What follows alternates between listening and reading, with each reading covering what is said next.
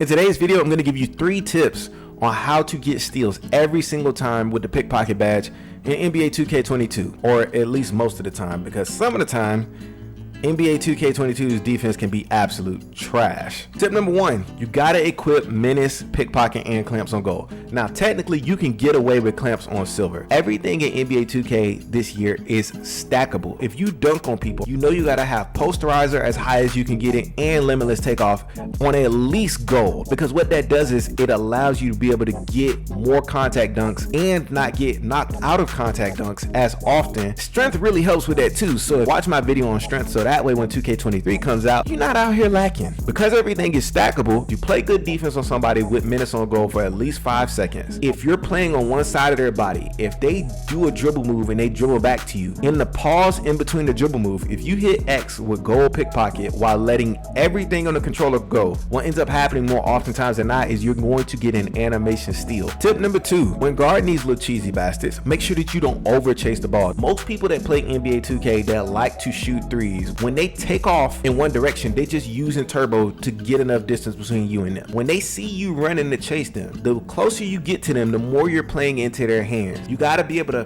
be close enough to them so that way when they go up for a shot, you can hold the right stick up to be able to get a decent contest, but you don't want to be close enough to them so that way they can kind of get you in one of those stun animations, because sometimes they can literally curry slide right into you and you can just hit X while standing on top of the ball, and then you can get the steal. Tip number 3 is standing still. When you stand still, it allows that person to dribble back into you if you know how to position your body. You have to stand still in the spot where the ball is going to be. So if you take a look at this clip here, this is the typical 2K player. He's over dribbling in the backcourt, he's not reading the defender, he's using a bunch of stamina unnecessarily because 2K doesn't force you to understand what dribble moves are useful for different situations, blah blah blah, right? But if you look here, I attack the ball with my body. So I'm using my entire player. I'm not trying to get my hand over there to reach at the ball. I'm using my entire body to try to cut off where the ball is, right? But he beats me. And like 99% of 2K players, he can't help himself. So what does he do? He dribbles back to me even though I'm already sitting on this side of his body, which don't make no sense. And that's been one of my gripes with 2K for a number of years. As a defender, I'm reading this in real time. He beat me once, he came back to me, so I already know he's gonna do this again, which means what?